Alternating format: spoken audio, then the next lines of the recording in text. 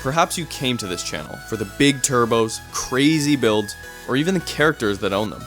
In any case, I apologize in advance if you prefer we don't drive a stock Mustang, but the truth is we're curious, and above all, trying to keep from becoming jaded with the modified cars we drive. What if you don't have the time or money for 1,000 horsepower, and just want a warranty with no headaches?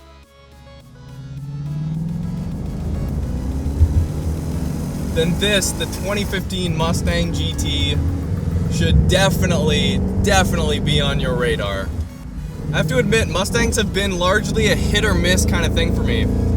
I drove an 03 Cobra briefly for all of 10 minutes, and that captured and piqued my attention immediately.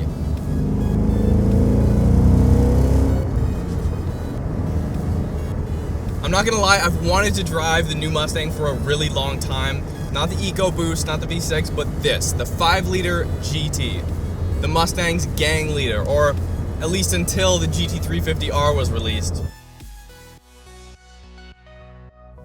Ever since the Mustang went retro with its presence on the road, it's been mostly downhill. I think we can all agree that 662 horsepower is great, but the S197 just looked like it was trying too hard for your attention.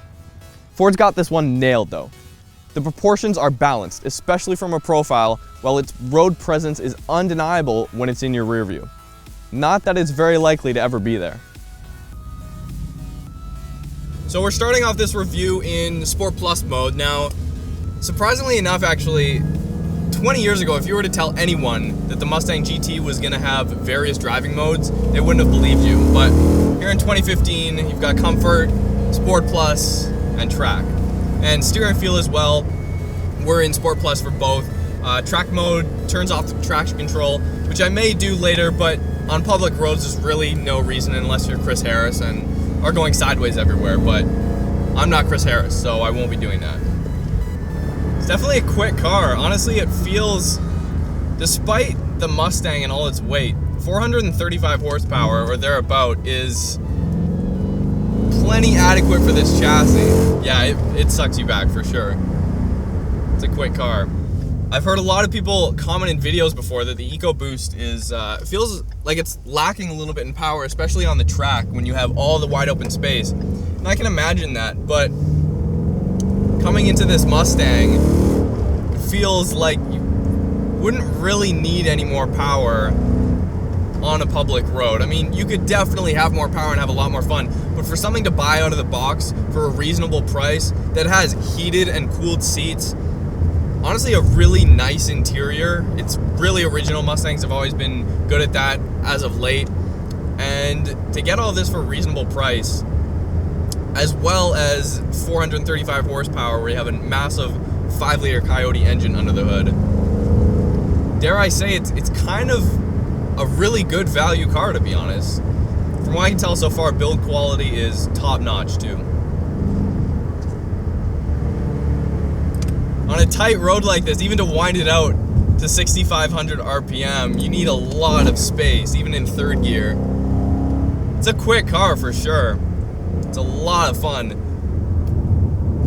And it surprises me mainly because I'm a small car guy. I enjoy a nice tight chassis. It feels like it's wrapped around me. And the Mustang's generally not like that. You've got a really big hood up front of you, got quite a bit of overhang in the back, but you know, it all really works. And we're on very tight roads for a Mustang right here, but I mean, it's handling it fantastic, seriously. This car could definitely use an exhaust. The one thing that I love about certain cars is the feedback and the crackles and the pops that you get when you let off the throttle. And this car stock doesn't have this, mainly because for the first time ever you can get this car over in Europe. So they had to kind of tone down the exhaust for you Europeans over there. But for us here in North America, having a loud exhaust like that is the staple of what makes one of these cars a muscle car.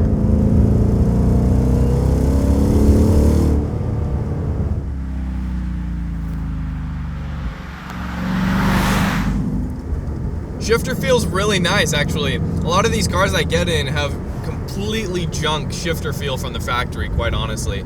Many stock cars that aren't meant for hardcore driving are kind of like that, but this one is very short, straight from the factory, really notchy. You're never gonna miss a gear. There's no side-to-side play when you're in a gear. Volkswagen.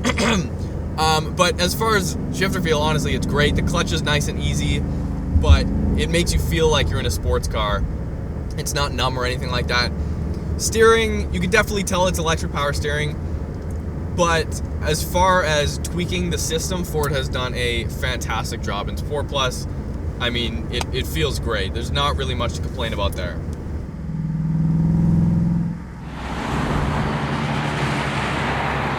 When this new generation of Mustang was released, reviews were filled with comments on how it's no longer a muscle car, it's a true sports car. This was largely influenced by the fact it has independent rear suspension, which, for a sports car enthusiast, is nothing new. In this case, however, it may have changed everything. Now, inside the cabin here, I'm actually kind of surprised, because usually with cars like these, the engine note is actually very muted, and the only thing you really hear is back outside of the exhaust. But in this car, a lot of the noise I'm hearing is coming from up front, which is a really cool sensation. It kind of ties all in together with the fact that there's this massive hood in front of you, and you have this massive sound coming from there as well, especially when you punch it. It's quick.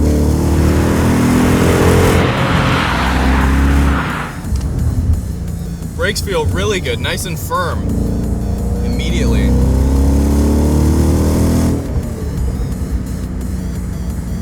Right from 3,000 RPM, actually, it's got a decent torque curve. You can really feel it pull.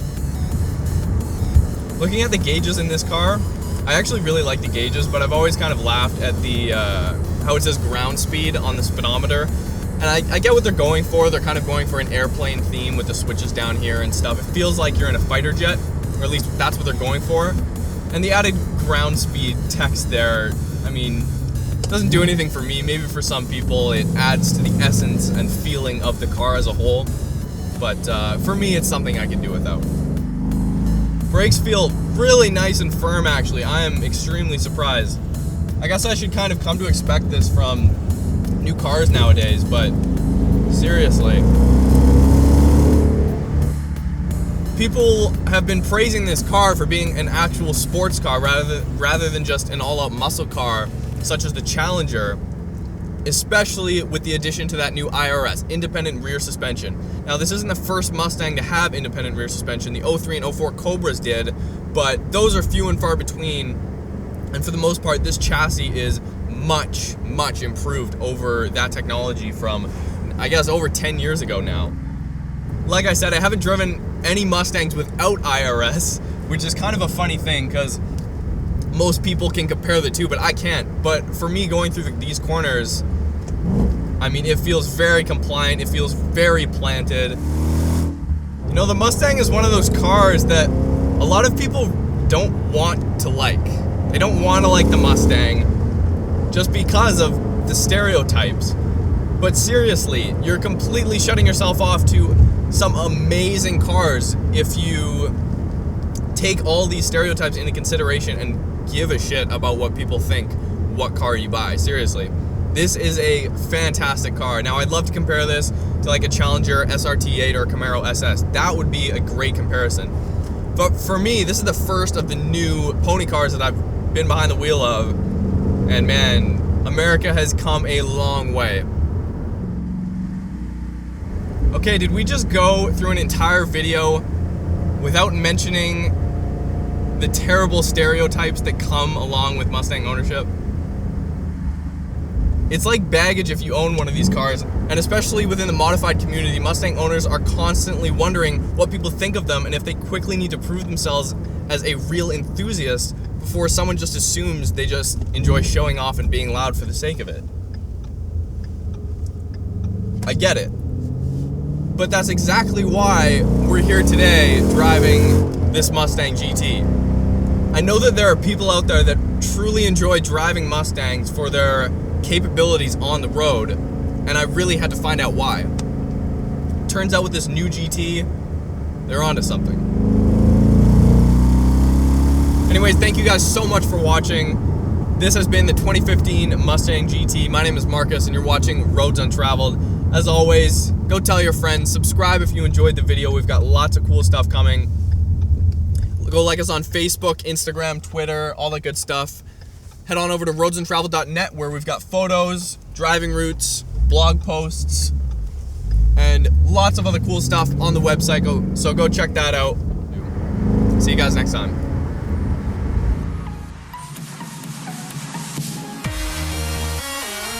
Hey, my name is Ramis and this is my 2015 Mustang GT. Well, I used to have a V6 3.6 liter Camaro, and I really liked both the new Camaros and the Mustangs coming out, as well as the Challengers. However, I wanted something new and I really got attracted to this body style, and that Coyote engine is just amazing platform to build upon, because the V6 was great, but I decided to grow up here and grab a V8. Some people say they like the spirit of the car. I don't really feel that. I feel as more as that the car is kind of like attacking me as I'm driving. It feels really good. It feels amazing, just loud, and it's just in your face. It's very, very raw, and I like that about these cars. Well, with the forged internals and some aspects from the Boss 302, I think that the only real way that I could push forward through this is just slap a supercharger on there. Get up to that maybe 600-700 horsepower reliably, while not really like spending hours and hours in my garage fixing whatever's wrong with it. Just nice and reliable, but at the same time get you that nice kick out of it.